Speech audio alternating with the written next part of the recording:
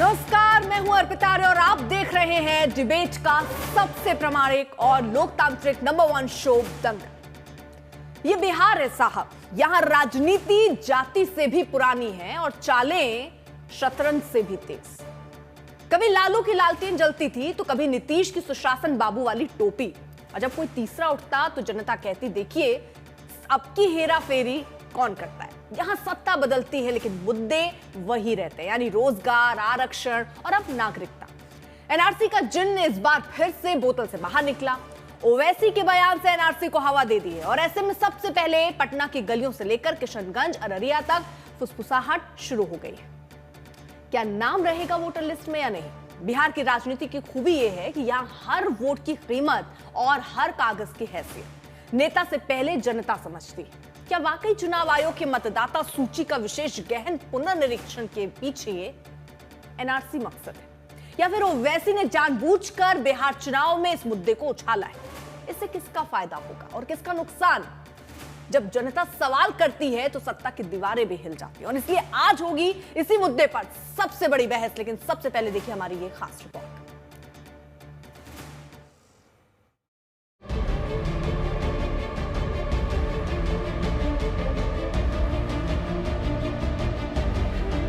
बिहार की सियासत सिर्फ सत्ता की कुर्सी की कहानी नहीं, यहाँ सियासत भावनाओं से चलती है। जात, जमीर और जमीन से उठती है। इसी को भांपते हुए असदुद्दीन ओवैसी ने बिहार में होने वाले विधानसभा चुनाव से पहले एनआरसी का कार्ड चल दिया है। एआईएमआईएम के अध्यक्ष असदुद्दीन ओवैसी ने निशाना साधते हुए सोशल मीडिया पर लिखा कि निर्वाचन आयोग बिहार में गुप्त तरीके से एनआरसी लागू कर रहा है। वोटर लिस्ट में नाम दर्ज करवाने के लिए अब हर नागरिक को दस्तावेजों के जरिए साबित करना होगा कि वो कब और कहां पैदा हुए थे, और साथ ही ये भी कि उनके माता पिता कब और कहां पैदा हुए थे। ओवैसी की कलम यही नहीं रुकी, उन्होंने आगे लिखा, बाढ़ प्रभावित सीमांचल क्षेत्र के लोग सबसे गरीब हैं। वे मुश्किल से दिन में 2 बार खाना खा पाते हैं। ऐसे में उनसे ये अपेक्षा करना कि उनके पास अपने माता पिता के दस्तावेज होंगे, ये एक क्रूर मजाक है। दरअसल बिहार में इस साल होने वाले विधानसभा चुनाव के लिए चुनाव आयोग ने हर वोटर की पात्रता का फिजिकल सत्यापन करने के निर्देश दिए हैं। चुनाव आयोग का कहना है कि एक सामान्य प्रक्रिया है, हर मतदाता की पुष्टि जरूरी है। इसके बावजूद ओवैसी ने चुनाव आयोग को एक चिट्ठी भी लिखी है, जिसका मूल ये है कि बिहार में मतदाता सूचियों का विशेष गहन पुनरीक्षण कानूनी रूप से संदिग्ध कार्य है। इससे आगामी चुनावों में वास्तविक मतदाता अपनी बात कहने से वंचित रह जाएंगे। ओवैसी के बयान को जेडीयू कोटे से बिहार में मंत्री जमा खान ने बेबुनियाद बताया है। नाम उन सबका जुड़ेगा, बहुत सारे लोग छूट जाते थे, खुद हमारे लोग भेज रहे हैं, हमारे सरकार भेज रही है कि लोग जाएं। पहले था कि भाई आदमी नहीं जा पाता था, बहुत सारे गरीब कमजोर थे, नहीं जा पाते थे, नहीं पहुंच पाते थे। अब लोग, हमारे सरकार ने तय किया है कि लोग खुद घर जाकर, और जो घर जाकर देखेगा, जांचेगा कई लोग हैं छूटने न पाए, जो लोग होंगे उनको नाम जोड़ा जाएगा। उनका विरोध करना है, चुनाव सामने है, ये सब चुनावी मुद्दा लोग बना रहा है जबरदस्ती। बिहार के अंदर नेता नीतीश कुमार ने काम किया है, एनडीए ने काम किया है, किसी भी समाज नहीं कर सकता मेरा काम नहीं हुआ है, कोई पार्टी के लोग नहीं कर सकते हैं मेरे साथ सौतेला व्यवहार हुआ, मेरा काम नहीं हुआ। वहीं नीतीश सरकार में बीजेपी कोटे के मंत्री भी ओवैसी के साथ विपक्ष पर वार कर रहे हैं। ये ओवैसी जी कभी कभी गड़बड़ा जाते हैं, इनका तार कभी कभी छोड़ने लगता है, इसलिए अनाप शनाप बयानबाजी करते हैं। ये वोटर लिस्ट का संशोधन जो है ये प्रत्येक चुनाव से पहले किया जाता है, सत्यापन होता है, कौन सा नाम फर्जी जुड़ा हुआ है, कौन सा नाम छूट गया है, ये आवश्यक होता है। तो इसमें इनको क्यों तितकी लग रहा है? अगर आज देश में ये तरह हो रहा है तो इसमें इनको परेशानी नहीं होनी चाहिए, इसलिए कि बहुत सारे लोगों का निधन हो जाता है, उनका नाम छटता है, जो नए वोटर हैं उनका नाम जोड़ा जाता है, और सबसे बड़ी बात, जो फर्जी वोटर अपना नाम ऐड करा लेते हैं, चाहे बांग्लादेशी हो या नेपाली हो, तो ऐसे लोगों का नाम छांटना अति आवश्यक होता है। न तो चुनाव आयोग ने और न ही सरकार की तरफ से बिहार चुनाव में अब तक एनआरसी को लेकर कोई बयान आया है, लेकिन ओवैसी ने इसे नया टर्न दिया है। दरअसल एनआरसी यानी नेशनल रजिस्टर ऑफ सिटीजन्स का मुख्य लक्ष्य अवैध नागरिकों की पहचान करना, भारत की जनसंख्या में विदेशी घुसपैठ को रोकना और राष्ट्रीय सुरक्षा को मजबूत करना शामिल है। ऐसे में कांग्रेस कह रही है कि ओवैसी वही बोल रहे हैं जो बीजेपी बुलवाना चाहती है। ओवैसी जी वही बोलते हैं जो भारतीय जनता पार्टी कहती है, ताकि नरेंद्र मोदी और आरएसएस को फायदा हो। लेकिन वोटर पुनर्निरीक्षण से सर्वाधिक नुकसान राज्य के पिछड़ा, अति पिछड़ा, शोषित, दलित, वंचित परिवारों को है। बिहार में वोटर वेरिफिकेशन के लिए 10 दस्तावेजों की मांग की गई है।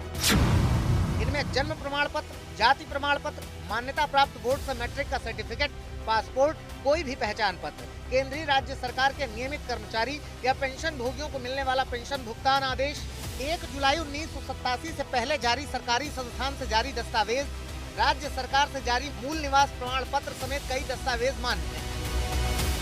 फिर क्यों बिहार में बोलबंदी के लिए एनआरसी जैसे मुद्दों को उछाला जा रहा है? ओवैसी साहब क्या विचार रख रहे हैं, उनका अपना विचार है, लेकिन श्री तेजस्वी यादव जी ने स्पष्ट कहा है कि वोटरों के रिवीजन के नाम पर ये मतों का अधिकार गरीबों का, वंचितों का, शोषितों का छीनना चाह रहे हैं। लोकतंत्र की जननी बिहार में वोटर वेरिफिकेशन का मुद्दा फिलहाल थमने वाला नहीं है। अब इसे जनता कैसे समझती है और नेता कैसे समझाते हैं, सब कुछ इसी बात पर निर्भर करता है। फिलहाल तो सियासत अभी शुरू हुई है। पटना से रोहित कुमार सिंह, सासाराम से मनोज कुमार सिंह, सहरसा से धीरज कुमार सिंह और दिल्ली से संजय शर्मा के साथ आज तक ब्यूरो। खास मेहमान हमारे साथ जुड़ चुके हैं, तारुफ कराएं। प्रदीप भंडारी हमारे साथ बीजेपी के प्रवक्ता इस वक्त जुड़ चुके हैं, कंचना यादव प्रवक्ता आरजेडी के इस वक्त जुड़ चुके हैं, अभिषेक झा प्रवक्ता जेडीयू, धीरेन्द्र कुमार प्रवक्ता एलजेपीआर के, आदिल हसन प्रवक्ता एआईएमआईएम के, आशुतोष राजनीतिक विश्लेषक के तौर पर हमारे साथ जुड़ चुके हैं। लेकिन उससे पहले आपको बताएं कि बिहार में वोटर वेरिफिकेशन का मुद्दा गरमाया हुआ है और बिहार में साल के आखिर में विधानसभा के चुनाव होने। आखिर क्यों वोटर वेरिफिकेशन का मुद्दा गरमाया, क्यों बिहार का सियासी तापमान चढ़ गया? हमारे संवाददाता रोहित सिंह ने बिहार के डिप्टी सीएम सम्राट चौधरी से इस पर एक्सक्लूसिव बातचीत की है। कुछ अंश सुनिए, उसके बाद चर्चा की करते हैं शुरुआत। सम्राट जी, आज तक से बातचीत करने के लिए बहुत बहुत शुक्रिया आपका। आपने भी देखा होगा क्योंकि चुनावी तैयारी में आप लोग भी लगे हुए हैं, चुनाव आयोग भी लग गया है, लेकिन पिछले 2 दिनों से एक बड़ी चर्चा चल रही है, जो वोटर लिस्ट में रिवीजन की बात आ रही है। 2003 के बाद पहली बार हो रहा है। इसको लेकर विपक्ष बहुत सवाल खड़े कर रहा है कि आखिर चुनाव से 2-3 महीने पहले इतने बड़ा एक्सरसाइज क्यों किया जा रहा है? नहीं, चुनाव के पहले तो सबसे बड़ा दुर्भाग्यपूर्ण है कि नेता विरोधी दल ने एक प्रश्न उठाया कि ये समीक्षा ही क्यों हो। अरे तो समीक्षा जानेगा ना चुनाव आयोग कि कौन वोटर है, कौन नहीं वोटर है, कौन वोटर डेट कर गए हैं, क्या जो वहाँ पर प्रशासन के द्वारा जो नाम जोड़े गए हैं वो सही है कि नहीं है। तो इसकी सत्यापन करने में दिक्कत क्या है? इसमें कहाँ प्रॉब्लम है? आप अपने कार्यकर्ता को लगाइए, सभी पार्टी के कार्यकर्ता को लगना चाहिए इसमें और सत्यापित करना चाहिए कि सही में वोटर है कि नहीं है। नहीं है तो उसके नाम कटने चाहिए और है तो उसका एकदम नाम जोड़ना चाहिए। तो ये काम नहीं करना चाहते। ये लोग सिर्फ बोलने वाले लोग हैं। लालू जी का परिवार सिर्फ डराता है लोगों को, इससे ज़्यादा इनका कोई रोल ही नहीं है। लोकतंत्र पे भरोसा ही नहीं है। ये राजतंत्र थोड़े है कि लालू जी गए तो श्रीमती राबड़ी देवी आ गई, अब उनका बेटा आ जाएगा। ऐसा नहीं होता है, जनता तय करेगी। लालू जी को भी 5 बार नीतीश कुमार जी ने हराने का काम किया, राबड़ी देवी जी को भी हराने का काम किया और तेजस्वी यादव को भी 3 बार चुनाव में हरा चुके हैं। इसलिए बिहार की जनता को तय करने दीजिए, लोकतंत्र उनके पास है। जनता तय करेगी कि आप किस तरह का चुनाव होगा। और चुनाव आयोग को पहले दिन आप आरोपित कर रहे हैं, इसका मतलब है कि आप पहले दिन से हार मान चुके हैं। आप मान चुके हैं कि हमको मैंडेट जनता का नहीं है। लेकिन उनकी जो दलील है, देखिए, उनका कहना है कि 2003 के बाद अभी क्यों, चुनाव से पहले, अब 2 महीने पहले इतना बड़ा एक्सरसाइज है, 8 करोड़ मतदाता है बिहार में, और उनका आरोप है कि भाई तकरीबन 60% ऐसे लोग हैं जो गरीब हैं, शोषित हैं, वंचित हैं, उनको आप लोग या वोटर लिस्ट से जो है नाम काट दिया जाएगा, वोटिंग अधिकार छीन लिया जाएगा। किसने कहा कि 2003 में ही हुआ, इसके बाद नहीं हुआ है? प्रत्येक चुनाव में होता है नाम जोड़ने का काम, सत्यापन करने का काम, और अभियान चलाना चाहिए। क्यों नहीं चलेगा? एकदम ये लोग गलतफहमी फैला रहे हैं। गरीब जो यहीं का बिहार का रहने वाला है उसको क्या प्रॉब्लम है? अब कोई बांग्लादेश से आकर आया है तो उसको कैसे जोड़ने देंगे? उसको तो हरदम भगाएंगे, हर हालत में वोटर लिस्ट से नाम कटेगा। बांग्लादेशी को कैसे बिहार में वोटर लिस्ट में जोड़े जा सकते? ये संभव नहीं है। यानी आप उप मुख्यमंत्री के तौर पे ये बात बोल रहे हैं कि अगर कोई बांग्लादेशी जिसने वोटर आई कार्ड बना लिया है बिहार का में, नाम एकदम कटना चाहिए। बांग्लादेशी का नाम कैसे जुड़ेगा? वो नागरिक ही नहीं है हिंदुस्तान का। जो भारत के नागरिक हैं, बिहार के नागरिक हैं, उनके नाम किसी भी हालत में नहीं कटेंगे, इसकी गारंटी मैं देता हूं। ओवैसी, असदुद्दीन ओवैसी यही कह रहे हैं कि ये बैक डोर से जो है आप लोग एनआरसी लागू करने की कोशिश कर रहे हैं, शुरुआत बिहार से हो रही है। नहीं, हमारे यहाँ चुनाव है, चुनाव प्रोसेस चल रहा है, चुनाव शुरू होने वाला है, उसके पहले सत्यापन का काम चल रहा है। अब रोहित जी कहाँ के नागरिक हैं, कितने दिनों से रह रहे हैं, ये क्यों नहीं जानकारी लेंगे? इसमें दिक्कत कहाँ है? सम्राट चौधरी निवासी हैं कि नहीं बिहारी के, ये तो पता करने का पूर्ण अधिकार है। तो ये समीक्षा हो रहा है, समीक्षा करने का पूरा अधिकार है। आपको लगता है इससे किसी का वोटिंग राइट्स जो है वो छीना नहीं जाएगा? एक व्यक्ति का नहीं छीनने वाला है, लेकिन जो बाहर के हैं उनको जाना होगा। तेजस्वी कहते हैं इसके बाद आरक्षण छीन लिया जाएगा। आज वोटिंग राइट्स छीन रहे हैं, कल आरक्षण के माताजी पिताजी तो आरक्षण दिए नहीं, तो क्या कहेंगे बेचारे? भारतीय जनता पार्टी जब जब सरकार में रही है तब तब आरक्षण लागू हुआ है। तेजस्वी यादव कह रहे हैं ना कि आप लोगों ने जो सारा पेंशन बढ़ाया है 400 से 1100, उनके दबाव में आपने किया है। ये बेचारा अभी तो राजनीति में आए ही है। अरे बेचारा कॉपी पेस्ट में लगा हुआ है, हड़बड़ी में। अच्छा है नेता विरोधी दल और कह रहा है कि हम तो मुख्यमंत्री हो जाएंगे, मौका दे दीजिए। अरे पहले पिताजी का हिसाब तो करो।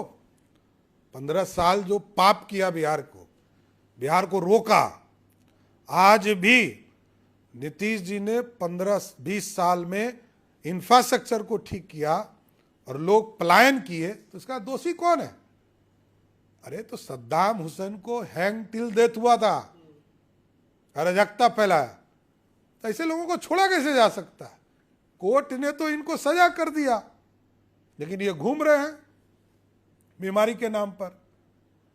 हमारे लिए तो सिर्फ विकास है, हम तो सिर्फ विकास विकास और विकास के नाम पर जाएंगे।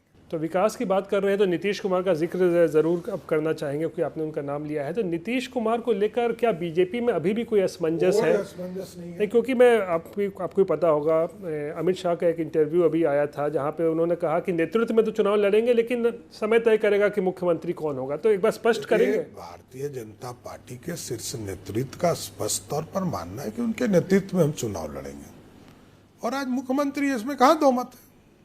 चुनाव के बाद ये नीतीश जी के सम्मति के बिना और नीतीश जी के नेतृत्व के बिना हम चुनाव में जा कहाँ रहे हैं? नीतीश कुमार जी के नेतृत्व में ही सब चीजें होंगी। ये तो चुनाव अगर आप लोग नीतीश कुमार जी आज भी मुख्यमंत्री है, कल भी रहेंगे, इसमें दिक्कत कहाँ है? तो चुनाव के बाद बीजेपी उनको मुख्यमंत्री कोई कंफ्यूजन ही नहीं है।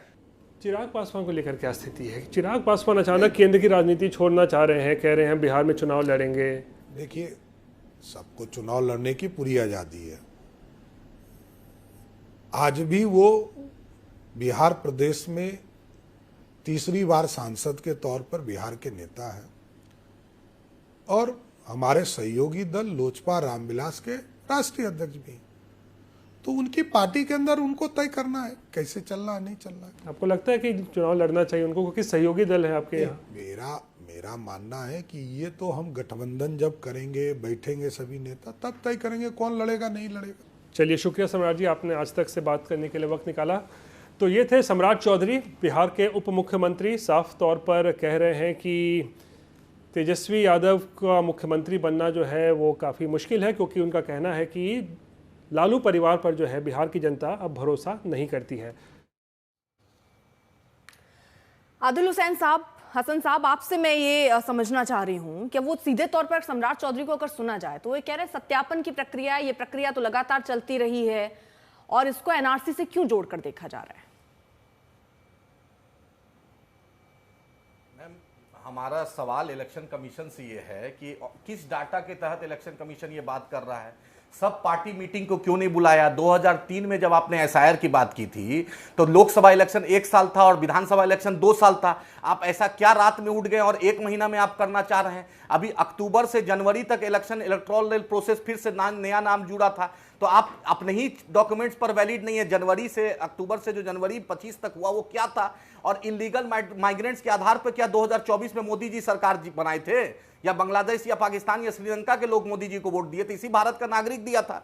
उसके बाद 7 करोड़ 90 लाख लोग हैं, तो 7 करोड़ 90 लाख लोग में 1 महीना में कैसे हो जाएगा? जब आप 2003 में किए थे तो उस वक्त तो 1 साल और 2 साल विधानसभा में था, लोकसभा में 1 साल था।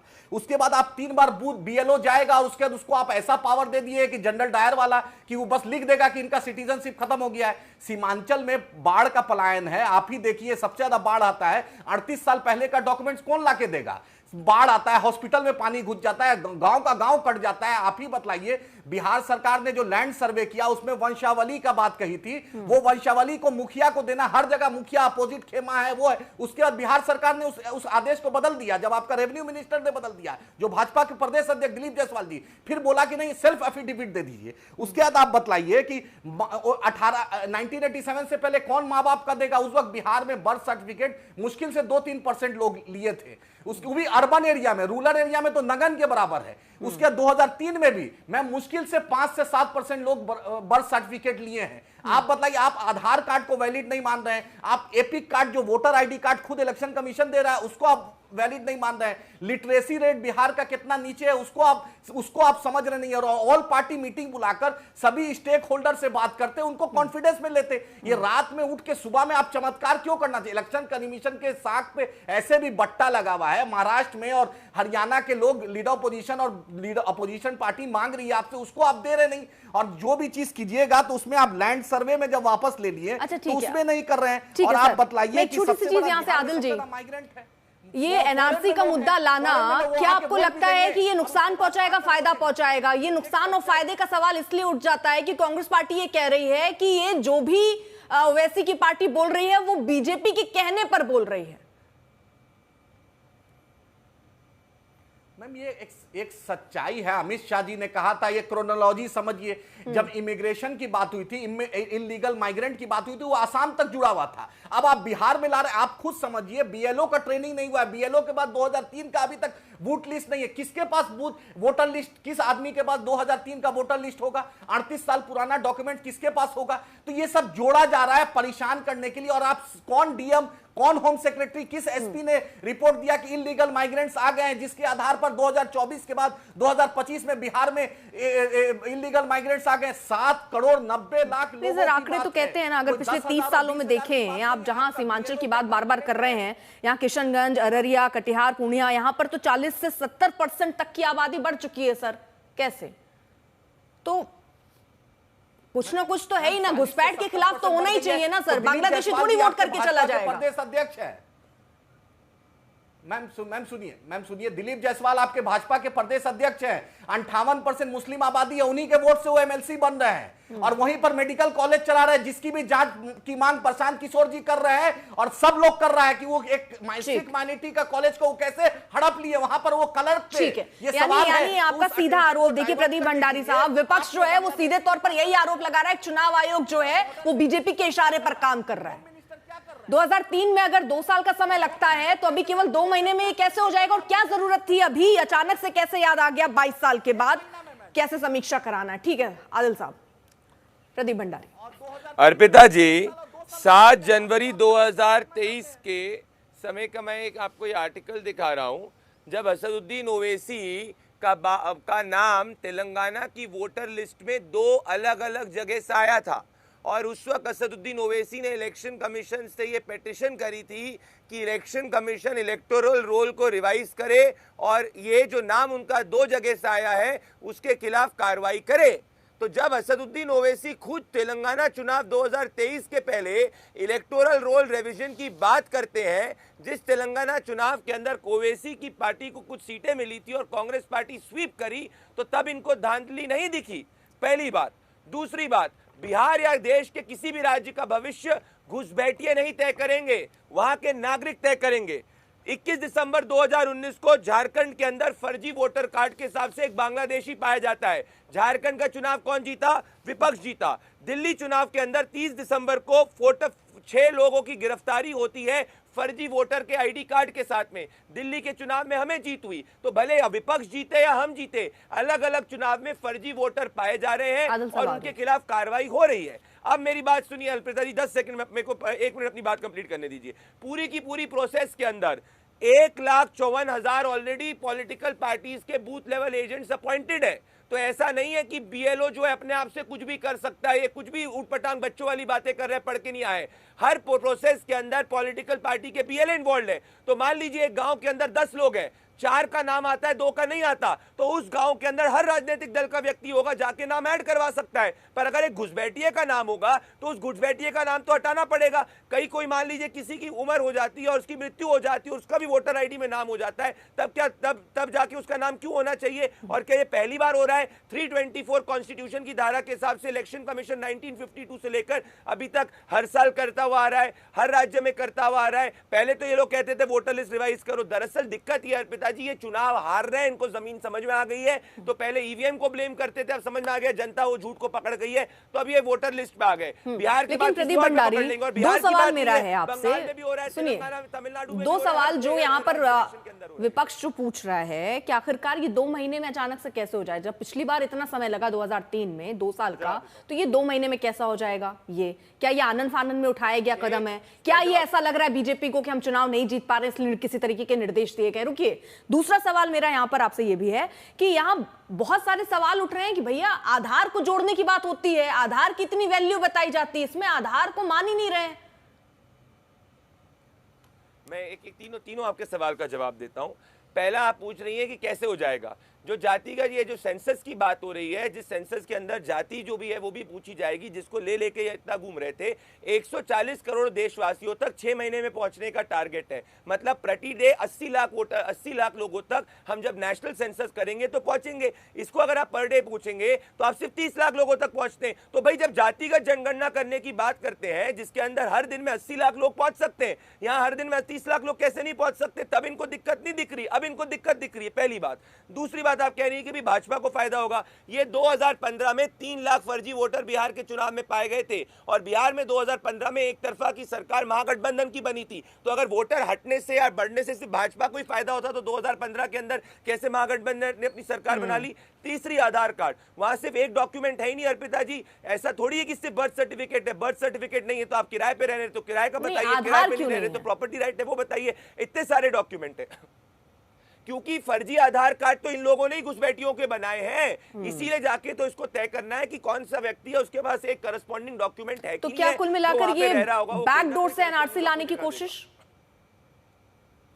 नहीं, एनआरसी कोई बैकडोर से नहीं ला रहे अर्पिता जी, ये तो हम सिर्फ सत्यार्पण कर रहे हैं। जब लेके आएंगे तो खुल के बोल के डंके की चोट पे लेके आएंगे, जैसे सीए लेके आया था। अभी तो हम सिर्फ वोटर लिस्ट में सत्यापन कर रहे हैं, जिसमें अगर कोई घुसपैठिया है या किसी की मृत्यु हो गई है, कोई कहीं और रह रहा है, तो एक सैनिटाइज वोटर लिस्ट हो। तेलंगाना चुनाव 2023 के अंदर जब कांग्रेस पार्टी जीती थी, 15 लाख वोटर्स को हटाया गया था इलेक्टोरल लिस्ट से अंदर से, और जाके नया जो वोटर लिस्ट था उसमें 1.5 करोड़ 80 लाख महिलाएं थी और 1.5 करोड़ 70 लाख पुरुष थे। तो तब कैसे हो गया वोटर लिस्ट सैनिटाइजेशन? ठीक है, कंचना जी इस पर जवाब। वो ये कह रहे हैं कि ऐसा तो नहीं है ना कि लिस्ट से नाम अगर हटाए जाएंगे तो उससे चुनाव हार जाते। बहुत सारे वो जो उदाहरण दे रहे हैं, महागठबंधन जीत गई जहां से हटाए गए वोटर लिस्ट से नाम, तो ऐसा तो नहीं है कि नाम हटाने से हार जीत तय हो जाएगी या बीजेपी के फेवर में चला जाएगा? कैसे लगता है फिर आपको?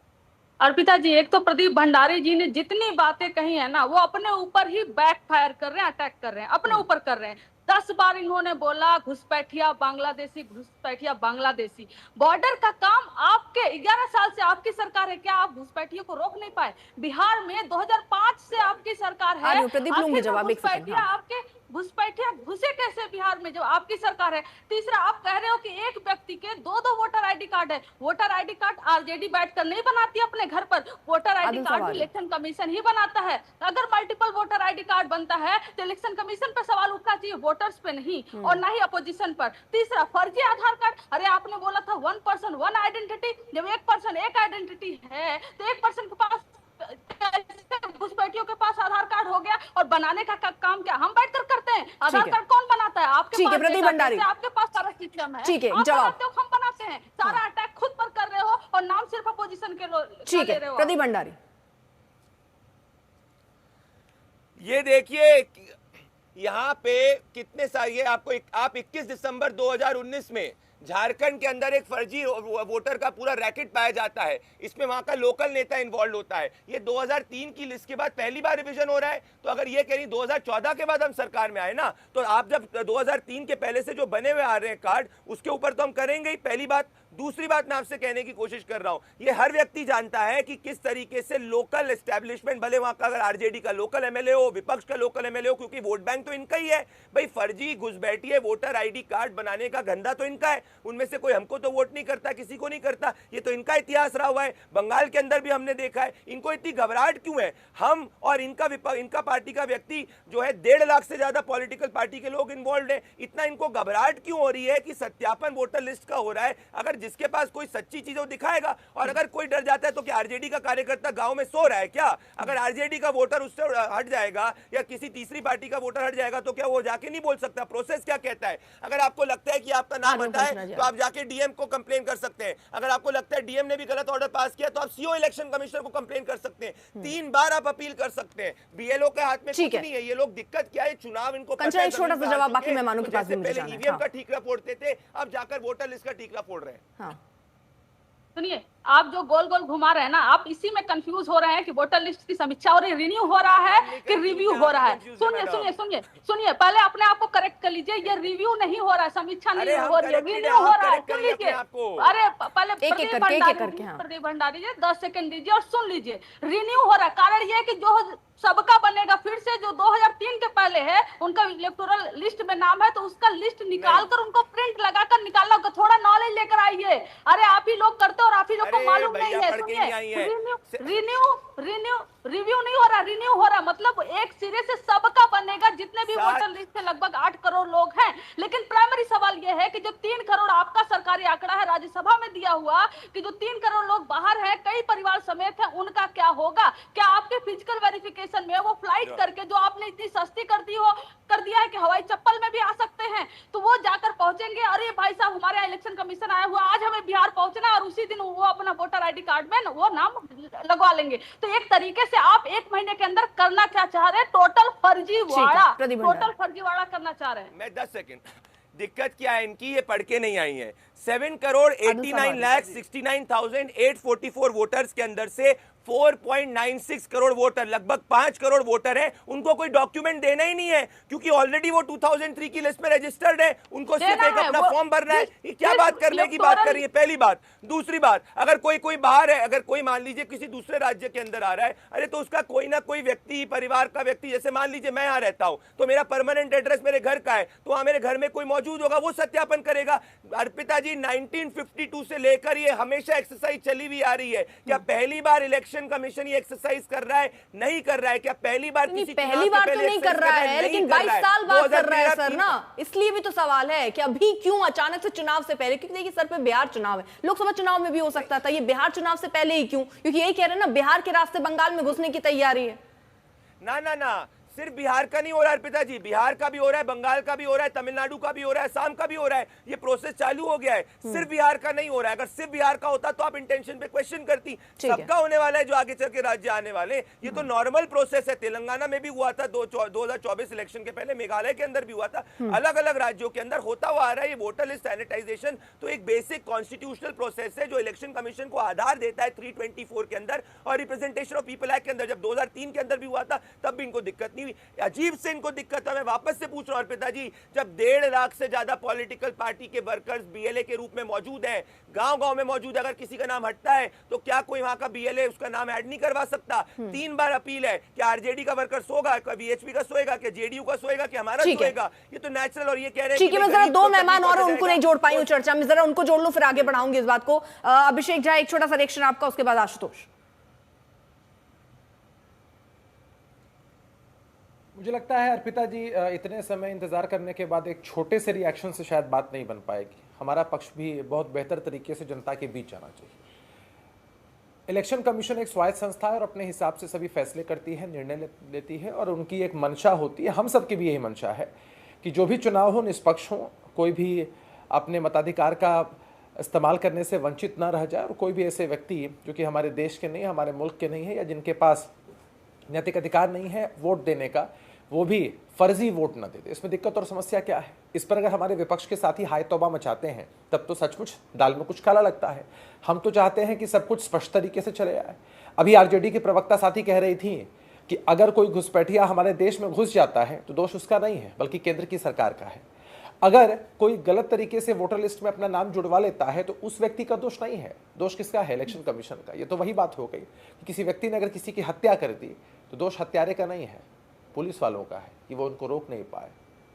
ये गजब मजाक की बात तब से चल रही है और ये लोग जिस तरह की बेचैनी दिखा रहे हैं, जिस तरह की बौखलाहट दिखा रहे हैं, सामने इनको अपनी हार दिख रही है, तभी तरह तरह की बातें कर रहे हैं। अरे कोई बात है, इलेक्शन कमीशन जब फैसला करता है तो सामने बिहार का चुनाव हो, बंगाल का चुनाव हो, उत्तर प्रदेश का चुनाव हो, देश का चुनाव हो, उससे क्या मतलब है? अगर आपको लगता है कि किसी प्रक्रिया में कोई गड़बड़ी है, कहीं कोई बायसनेस दिखाई पड़ रही है किसी पदाधिकारी के द्वारा, तो शायद आप अपनी बात कह सकते हैं, अपना जो प्रतिरोध है वो बता सकते हैं। लेकिन आप इस तरह से पूरे मसले को ही कटघरे में खड़ा कर देते हैं तो लगता है कि सचमुच आपकी नीयत में ही खोट है। अरे कोई व्यक्ति अगर अपने वोट का अधिकार देने से वंचित रह जाते हैं तो आप उनकी आवाज उठाइए, लेकिन कोई व्यक्ति अगर वोट देने का अधिकार ही नहीं रखते हैं तो फिर उनके लिए आपकी बेचैनी क्या कहती है? और आपने देखा है कि कई प्रदेशों में जब चुनाव हो रहे थे अर्पिता जी, तब भी इनको बड़ी बेचैनी थी, तब भी इनको बड़ी बेचैनी हो रही थी कि लोगों के नाम काटे जा रहे हैं, लोगों के नाम जोड़े जा रहे हैं। अरे भाई, जनता में अपनी पैठ और पकड़ बनाइए ना, उसमें दिक्कत और समस्या कहाँ? ठीक है आशुतोष जी, आपसे एक रिएक्शन। ठीक है सर, आ रही हूं। दाल में कुछ काला लग रहा है, पूरी दाल काली लग रही है या सब कुछ ठीक लग रहा है? होने पर इनको दिक्कत है। देखिए अर्पिता जी, मुझे लगता है कि जानबूझ के कंफ्यूजन फैलाया जा रहा है। ये जो कहा जा रहा है कि नहीं खाली समीक्षा हो रही है, अभी तो तेलंगाना में भी हुआ था और वहां भी हुआ था। 3 तरीके की समीक्षा होती है। एक रूटीन समीक्षा होती है जो साल भर चलती रहती है, इलेक्शन कमीशन करता है, आप कभी भी डिलीशन एडिशन करा सकते हैं। दूसरा समरी रिवीजन होता है, जब भी कहीं विधानसभा या लोकसभा के चुनाव होते हैं तो उसके ठीक पहले इलेक्टोरल रोल को अपडेट किया जाता है और उस रोल को एक बार अगर अपडेट कर लेते हो फाइनल हो जाता है। बिहार के अंदर वो अपडेशन फरवरी के महीने में कंप्लीट हो गया था। तीसरा होता है स्पेशल इंटेंसिव रिव्यू। ये जो है ये स्पेशल इंटेंसिव रिव्यू है। इसका अर्थ ये हुआ कि आखिरी बार 2003 में हुआ था। इसका एकमात्र अर्थ सिर्फ ये होता है कि आप नई वोटर लिस्ट बना रहे हैं। तो जो लोग इसको यूं ही टालने की बात कर रहे हैं, जैसे भी सम्राट चौधरी जी भी कह रहे थे, मुझे लगता है या तो उनको जानकारी नहीं है या फिर वो जानबूझ के लोगों को गुमराह कर रहे हैं। तो ये स्पेशल इंटेंसिव रिव्यू है। दूसरी बात जो महत्वपूर्ण ये है कि पिछली बार इसको करने में 2 साल लगे थे। अभी आप चुनाव के ठीक पहले, जबकि 2 महीने के अंदर जो रिजल्ट वहां पे चुनाव का ऐलान हो जाएगा, और ये वो वक्त है जब पूरे देश के अंदर मानसून है, बाढ़ की समस्याएं होती हैं।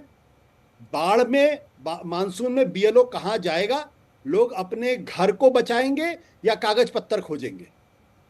तो और या तो इलेक्शन कमीशन ये कहे कि उनके पास ऐसी कोई जानकारी जिसके हिसाब से बड़े पैमाने पर जो फरवरी के महीने में जो अपडेशन ऑफ लिस्ट किया गया था उसमें बड़े पैमाने पर गलती है, वो इसका भी जिक्र नहीं करते।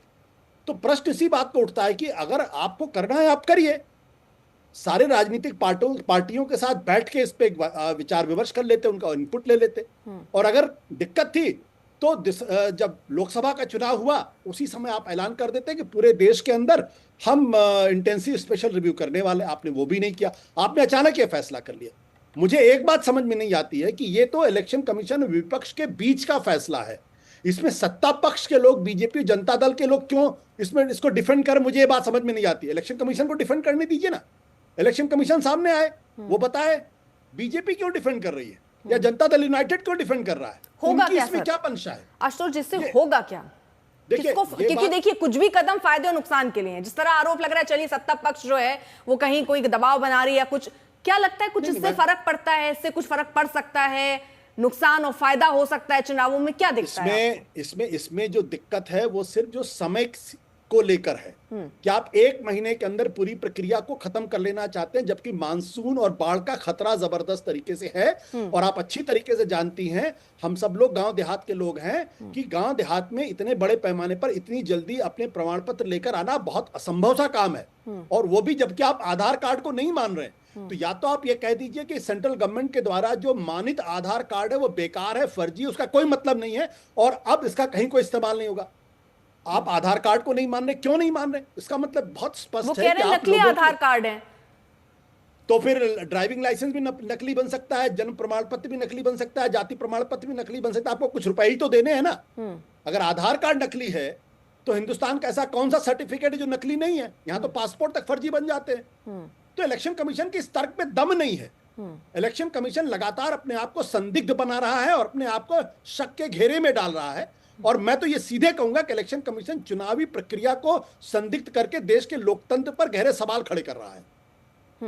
प्रदीप भंडारी, छोटा सा रिएक्शन आपका। अर्पिता जी, दरअसल आशुतोष जी बहुत समय से गांव गए नहीं है, वो नोएडा में ही रहते हैं, तो इनको पता नहीं गांव में हो क्या रहा है। मैं इनको एक भेजूंगा, मेरे साथ चलें गांव के अंदर। ये ऑलरेडी बिहार के अंदर गांव-गांव का व्यक्ति जो है इस प्रोसेस के अंदर पार्टिसिपेट कर रहा है और अच्छी तरीके से पार्टिसिपेट कर रहा है। ये वही एनालिस्ट है जिनको पता नहीं रहता है क्या होता है चुनाव में, क्या कहते हैं। तो ठीक है, अर्पिता जी, ये व्यक्तिगत टिप्पणी बंद कराइए। ये मैं आप पे व्यक्तिगत नहीं कह रहा, मैं कह रहा हूँ आप गाँव नहीं गए। आप किसी के ज्ञानी होने पे, किसी के आप कितना वो रिसर्च करके आए हैं, कहाँ गए हैं, नहीं गए हैं, उससे आप क्या हासिल कर लेंगे? इस तरह व्यक्तिगत टिप्पणी मत कीजिए, किसी पे पर्सनल अटैक मत करिए। आप उनके बारे में ये नहीं कह सकते हैं कि वो गए हैं कि नहीं गए हैं। आप अपनी बात रखिए निष्पक्ष तरीके से, आप अपनी बात रखिए।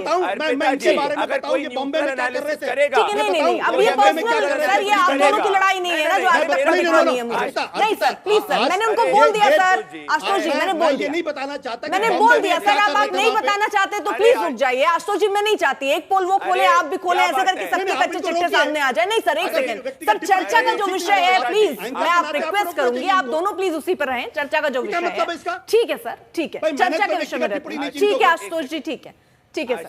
प्रदीप जी प्लीज, किसी के ऊपर व्यक्तिगत टिप्पणी कर रहा हूं तो मुझे कोई व्यक्तिगत टिप्पणी नहीं। और मैं प्रदीप जी, ठीक है, ठीक है, मैं चर्चा में वापस लाती हूँ, मैं ठीक है, मैं चर्चा में वापस लाती हूँ। प्रदीप जी यहाँ देखिए, बड़े सवाल यही है कि बार बार जो डेप्यूटी सीएम है सर, वो ये बात क्यों कह रहे हैं? नहीं, मैं चर्चा में वापस लाती हूँ आशुतोष जी, मैंने उनको बोल दिया। प्लीज प्रदीप जी ख्याल रखिए, आप लोग एक बड़े पार्टी के प्रवक्ता हैं और इस तरह से किसी पर्सनल किसी को बुरा लगे इस तरह की बात मत कीजिए। प्रदीप जी ठीक है, नहीं अब उसको खींचना नहीं है और उसको नहीं खींचना है। प्रदीप जी सुनिए, प्रदीप जी सुनिए, ठीक है आशुतोष जी, ठीक है, ठीक है। प्रदीप जी मेरा सवाल सर से, समय बहुत सीमित होता है, दर्शक का समय भी बहुत कीमती होता है सर, इसलिए इधर उधर ना भटका के मुद्दे पर रह लें तो बेहतर है। अब जनता को ये समझ नहीं आ रहा कि 22 साल के बाद ये फैसला क्या, क्यों आखिरकार? और डेप्यूटी सीएम, अभी आपने सुना सम्राट चौधरी को, वो ये क्यों कह रहे हैं कि ये तो सिर्फ सत्यापन है, जब उसको प्रॉपर समीक्षा है, जैसे कह रहे हैं आशुतोष की नई वोटर लिस्ट बन रही है, क्या मकसद है, क्यों हो रहा है? जनता भी सोच रही है। और आप ये कह रहे हैं, जो बाढ़ वाला एग्जाम्पल जो आप दे रहे थे जिसमें इतना बवाल हुआ, ये तो आप मानेंगे ना, बिहार से तो अभी आनी तस्वीर बाकी है, आने लगेंगी अभी तस्वीरें, किस तरह से लोग अपना आशियाना उजड़ जाने पर इधर उधर भागते हुए नजर आ रहे हैं। सरकार उसको लेकर तो कुछ कर नहीं पाती है। और आप ये कह रहे हैं कि लोग बदल गए हैं। आप, मुझे ये नहीं समझ में आता कि राजनीतिक किस चश्मे से देखते हैं जहां पर जनता खुशहाल दिखती है, उन्हें कोई दिक्कत ही नहीं लगती, जनता तो घूम रही है, उसको कोई दिक्कत ही नहीं है। आप इस बात से कैसे डिनाई कर सकते हैं कि बिहार में बाढ़ की जो हम तस्वीरें दिखाते हैं सर, देखिएगा आज तक में लोगों की आशियाने उजड़ जाते हैं, 2 वक्त का खाना नहीं रख पाते हैं, वो पत्थर और ये अपना जाति प्रमाण पत्र और अपना आधार लेकर घूमेंगे सर, वो दिक्कत तो है ना सर। वाह अर्पिता जी, क्या लॉजिक है ये? जो चुनाव आयोग नक्सल प्रभावित क्षेत्रों तक चुनाव करा सकता है, क्या वो चुनाव आयोग की लोकता के कैपेबिलिटी पे हमको इतना भरोसा नहीं है कि वो दूर दराज गांव तक जा सकता है? कोसी प्रकरण के अंदर भी बाढ़ होती थी जहां सबसे ज्यादा सीट भारतीय जनता पार्टी जीती है, क्या हमने जाके बोला कि इसका हमारा वोटर इफेक्ट होगा? इतने समय से विपक्ष चिल्ला रहा है, कितने लोग बिहार के अंदर ग्राउंड पे आके बोले कि उनको दिक्कत हो रही है? सिर्फ आशुतोष जी को और विपक्ष को दिक्कत हो रही है, इसका यह मतलब नहीं बिहार की जनता को दिक्कत हो रही है। Point number 1। पॉइंट नंबर 2 मैं आपको कहना चाहता हूं, वो कह रहे फर्जी वोटर। ये देखिए, यूथ कांग्रेस का खुद का व्यक्ति सरेंडर करता है फर्जी वोटर आईडी कार्ड का रैकेट चलाते वक्त। प्रदीप जी, मेरा सवाल देखिए इसलिए था क्योंकि आपने जो चुनाव आयोग की तरफ से समय सीमा 2 महीने की रखी गई है सर, मॉनसून का ये समय है, इसी समय क्यों किया गया? दूसरा सवाल, अभी फरवरी में ही ये पूरी प्रक्रिया जो अमूमन प्रक्रिया होती है वो पूरी हुई है। जो आशुतोष जी के पॉइंटर्स है मैं उन पर आपसे जवाब चाहती हूँ सर, वो प्रक्रिया पूरी हो गई, उसमें ये नहीं कहा गया कि कोई खामी पाई गई हो या कोई दिक्कत हो। आखिरकार फिर ये 22 साल बाद फैसला क्यों लिया गया, ये थोड़ा सा समझ नहीं आ रहा है, इसको समझाइए आप। अर्पिता जी, 3 महीने पहले तक तो आशुतोष जी इस बात को डिफेंड कर रहे थे कि राहुल गांधी कह रहे हैं कि महाराष्ट्र की वोटर लिस्ट में गड़बड़ी है। 2 महीने पहले तक महाराष्ट्र के मेरा चुनाव के व्यक्तिगत नतीजे के ठीक है, आशुतोष जी आ बारे रहे में हो। आशुतोष जी और कांग्रेस पार्टी इस बात को डिफेंड कर रही थी और ये इनको कह रही खाना थी नहीं कि पचता महाराष्ट्र के बीजेपी चुनाव में वालों को बिना वोटर मेरे लिस्ट में हमला गड़बड़ी किए है, हुए। वोटर लिस्ट में गड़बड़ी है, वोटर लिस्ट में तब पेट गड़बड़ी खराब हो जाता अब है। वोटर लिस्ट का रिवीजन हो रहा है, उसके अंदर भी इनको दिक्कत है। अब मुझे आप बताइए, पढ़िए पॉइंट नंबर 6, अगर किसी को भी लगता है कि ईओ द्वारा नाम हटाया गया है और उसके प्रति वो संतुष्ट नहीं है, तो वो इसके संबंध में पंजीकरण अधिकारी के संबंध में मजिस्ट्रेट को कंप्लेन कर सकता है। अगर उसको लगता है कि मजिस्ट्रेट भी गलत कर रहा है तो सीओ इलेक्शन कमीशन को भी कंप्लेन कर सकता है। तो ऐसा तो है ही नहीं कि भाई कोई 1% हो रहा है। तो अगर कोई प्रक्रिया हो रही है जिसके अंदर 1.5 लाख से ज्यादा पॉलिटिकल पार्टी के लोग इन्वॉल्व हैं, जिसके अंदर 80,000 से ज्यादा बूथ लेवल ऑफिसर्स इन्वॉल्व हैं, अगर ये लोकतांत्रिक व्यवस्था कॉन्स्टिट्यूशन के हिसाब से इलेक्शन कमीशन करने का अधिकार है, तो विपक्ष को दिक्कत क्यों हो रही? क्यों? क्योंकि इन्होंने पहले बोला ईवीएम हैक होती है, जनता ने नहीं माना। ठीक है प्रदीप जी, जवाब नहीं हैक होती, ठीक है, चुनाव आयोग हैक होती, जनता ने नहीं माना। ठीक है। अब जाके इलेक्टोरल रोल पे ठीक है, आदिल साहब आदिल के बाद आपके इस कार्यक्रम में सबसे ज्यादा प्रदीप भंडारी ने बोला कम से कम 20 मिनट। मुझे तो ये बात समझ में नहीं आ रही कि जो पक्ष इलेक्शन कमीशन को देना चाहिए, जो पक्ष जो बात इलेक्शन कमीशन को कहना चाहिए। सर वो बुरा नहीं बोल रहे हैं, अगर आपने ज्यादा बोल दिया तो उसमें नाराजगी नहीं होनी चाहिए ना। ठीक है, मान लीजिए कि हमने ज्यादा बोल दिया, क्या हो गया सर? मैं ये कह रहा हूं कि इलेक्शन कमीशन को डिफेंड करना चाहिए, भारतीय जनता पार्टी को डिफेंड करी। मुझे इस बात का स्पष्टीकरण होना है। दूसरी बात देखिए, इलेक्शन कमीशन जनवरी के महीने में शुरू कर देता, किसी को आपत्ति होती क्या? जब आप अपडेशन ऑफ लिस्ट कर रहे थे, आपने अपनी जो इलेक्टोरल रोल था उसको फरवरी के महीने में फ्रीज कर दिया। क्यों फ्रीज किया? अब आप अचानक क्यों शुरू कर रहे हैं? जब आपने फ्रीज किया तब क्या किसी ने आपत्ति की? नहीं आपत्ति की। लोगों के नाम हटे गए, क्या किसी ने आपत्ति की? नहीं आपत्ति की। तो जब आपने लिस्ट फाइनल कर दी फरवरी के महीने में, अब आप अचानक क्यों कर रहे हैं, और वो भी बाढ़ के महीने में? तो भारतीय जनता पार्टी को तो इस पर बाकायदा इलेक्शन कमीशन से सवाल पूछना चाहिए, और अभिषेक जी को सवाल पूछना चाहिए, जनता दल यूनाइटेड को भी सवाल पूछना चाहिए। क्योंकि जो बिहार का जो सबसे गरीब आदमी है, जो बेचारा पुलिस के पास नहीं जा सकता, जो बेचारा लिख नहीं सकता, आप उससे उम्मीद करते हो कंप्लेन करेगा और उसके बाद वो चिट्ठी वहां पहुंचेगी और उसका अलर्ट और उसका जवाब दिया जाएगा। ठीक है। अरे हिंदुस्तान का गरीब आदमी पुलिस थाने नहीं जा सकता हमारे डर के, क्या कंप्लेन की बात कर रहे हैं आप? तो बीजेपी को तो बाकायदा इलेक्शन कमीशन के इस फैसले पर कड़े सवाल खड़े करने चाहिए। ठीक है प्रदीप, और उसके बाद फिर आदिल साहब कुछ कहना चाह रहे हैं। प्रदीप के बाद आदिल साहब। हाँ, मैं बताता हूं कि हम क्यों कर रहे हैं। क्योंकि जब ये जुडिशरी पे हमला करते हैं तब जाके पूछते हैं कि भारतीय जनता पार्टी जुडिशरी की इंडिपेंडेंस की बात क्यों कर रही है। जब ये चुनाव आयोग की इंडिपेंडेंस पे सवाल उठाते हैं तो पूछते हैं कि भाई क्यों इंडिपेंडेंस? क्योंकि इनका अटैक लोकतंत्र पे है, इनकी प्रवृत्ति रही है बूथ लूटो और चुनाव जीतो। अब ये जनता का सरोकार नहीं जीत पा रहे तो एक के बाद एक लोकतांत्रिक व्यवस्था पर ये सवाल उठाते हैं, क्योंकि ये हार का समीक्षा नहीं करना चाहते और आत्मचिंतन नहीं करना चाहते और अपने नेताओं को प्रोटेक्ट करते हैं। ये सच्ची बात है। इनके एक भी आरोप अभी तक कोर्ट में सही पाए गए। बॉम्बे हाईकोर्ट गए थे कि नहीं गए थे अर्पिता जी? बॉम्बे हाईकोर्ट ने इनकी पिटीशन को खाड़ के फेंक दिया, बोला टाइम मत वेस्ट करो हमारा। इनकी कोई भी बात जो है कोर्ट के अंदर क्यों नहीं स्टे करती? इनको लगता है कि गलत कर रहा है तो जाइए कोर्ट के अंदर, कोर्ट को कहिए अनकॉन्स्टिट्यूशनल इलेक्शन कमीशन को कहने के लिए, क्योंकि इलेक्शन कमीशन अल्टीमेटली कोर्ट को आंसरेबल होती है। क्यों नहीं जा रहे ये लोग कोर्ट के अंदर? कोई नहीं, क्यों नहीं जनता सड़क पे खड़े होकर बोल रही जो इलेक्शन कमीशन कर रहा है गलत कर रहा है? क्यों? क्योंकि सबको पता है सही कर रहा है।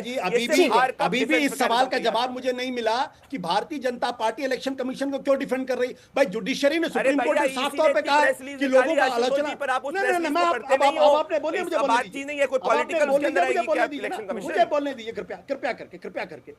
सुप्रीम कोर्ट तो नहीं कहती कि इलेक्शन की भारतीय जनता पार्टी आके उनको डिफेंड करे। सुप्रीम कोर्ट तो खुद कहती है कि हमको अपना हमारे ऊपर हम कोई फैसला करेंगे, लोग आलोचना करेंगे और हमें जजेस को इसके लिए तैयार रहना। मेरा सवाल इसी बात को लेकर ये कि भारतीय जनता पार्टी और जनता दल यूनाइटेड क्यों इलेक्शन कमीशन को डिफेंड कर रहे हैं?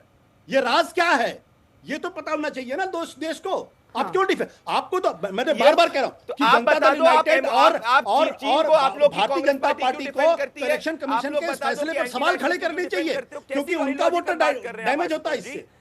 मैं कह रहा हूं प्रदीप भंडारी जी, आपको तो इलेक्शन कमीशन के इस फैसले पर सवाल खड़े करने चाहिए। आपको तो मजबूती के साथ सवाल खड़े करने चाहिए। फैसले में जो हमेशा से होता आ रहा है। नहीं हमेशा से नहीं होता आ रहा है। आप क्यों इलेक्शन कमीशन को डिफेंड कर रहे हैं? ठीक है।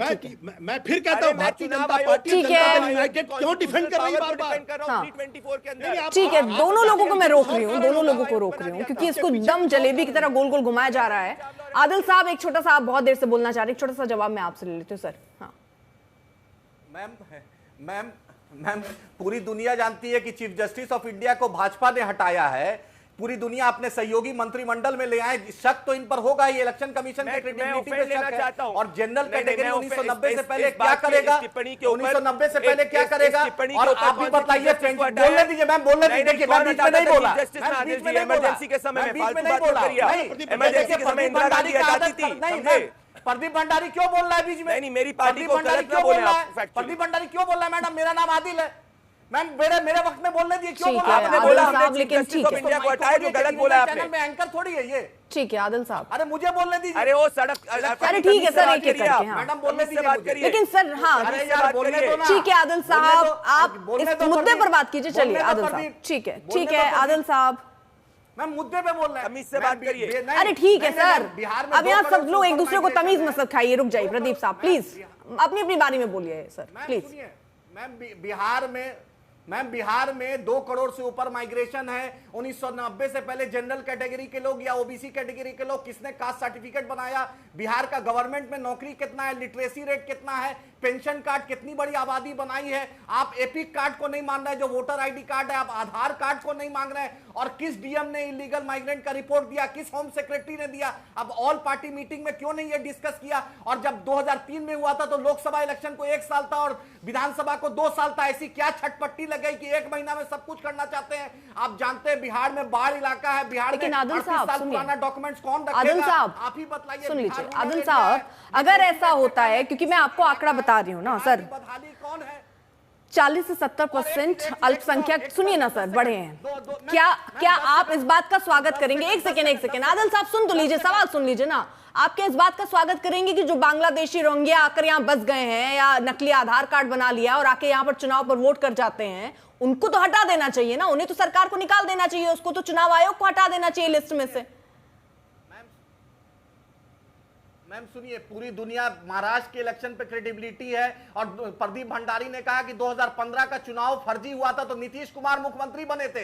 क्या इनके जो अलायंस पार्टनर अभी के मुख्यमंत्री फर्जी वोट से 2015 वापस से गलत इन्होंने कहा आदिल साहब मैं समझ रही हूँ, जो पर्चे में आप लिख कर आएंगे उसमें एक पैरा बचा होगा, आप उसको पढ़ना चाह रहे हैं, मत कीजिए। मेरा सवाल क्या था उस पर जरा जवाब दे दीजिए। आदिल साहब रुकिए तो, अरे रुकिए सर। इलेक्शन कमीशन को हर डीएम को, हर पार्टी को कॉन्फिडेंस में क्यों नहीं इलेक्शन? नहीं आदिल साहब सुन पा रहे हैं आप मुझे? आदिल साहब सुन पा रहे हैं आप? हाँ बोलिए। हाँ सर, सवाल सुनिए थोड़ा सा, सवाल सुन लीजिए सर, है ना? सवाल मेरा ये था कि अगर कोई घुसपैठी है, कोई बांग्लादेशी है, कोई रोहिंग्या है, नकली आधार बनाकर वो अगर वोट करने जा रहा है तो उन्हें तो हटा देना चाहिए ना लिस्ट से, या नहीं?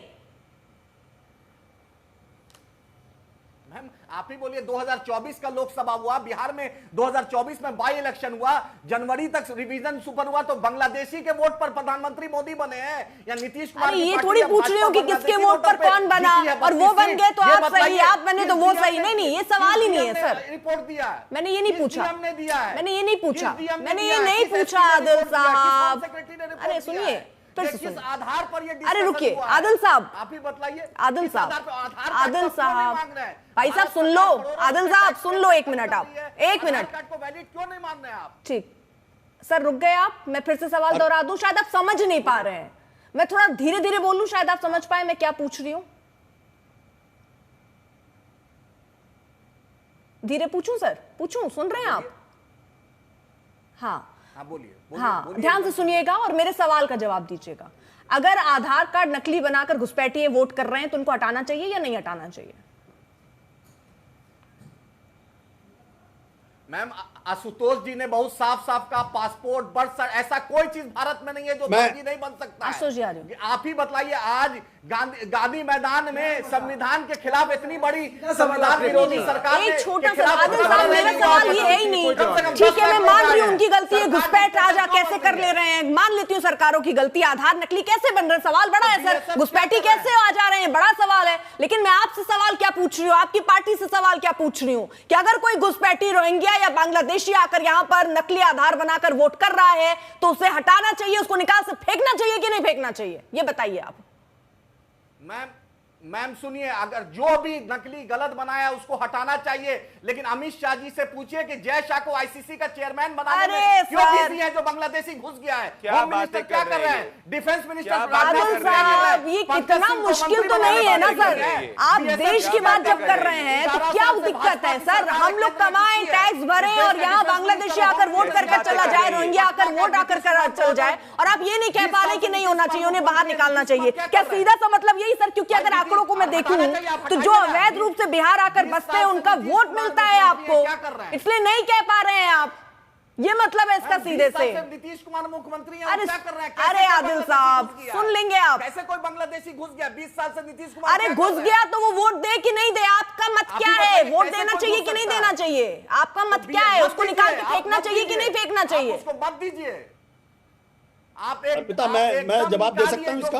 उसको निकालिए, लेकिन बतलाइए कि डिफेंस मिनिस्टर और होम मिनिस्टर क्या कर मतलब निकाल दीजिए वो, आप उसको निकालना चाहिए नहीं निकालना चाहिए, ये बस स्पष्ट कर दीजिए आदिल साहब। मैं आगे बढ़ूं जल्दी से। अरे होम मिनिस्टर अपनी जवाबदेही आप तय कर दीजिए। अच्छा, हम तो चाहते हैं गलत को एज अ पार्टी AIMIM अपनी चीजों को तय नहीं कर पाएगा, बाकी सबको तय करा सकते हैं ना। जहां अपना फायदा है राजनीतिक दल वहां ऐसे चुप हो जाते हैं, जैसे ये आदिल साहब को आप देख रहे हैं विंडो में कटे हुए, इस तरह से किस तरह से बच के निकल जाते हैं, ये आप विंडो में देख लीजिए। ये आदिल साहब, यही आदिल साहब जो देश के मुद्दे पर रोहिंग्या और बांग्लादेशियों पर एक शब्द नहीं कह सकते सर।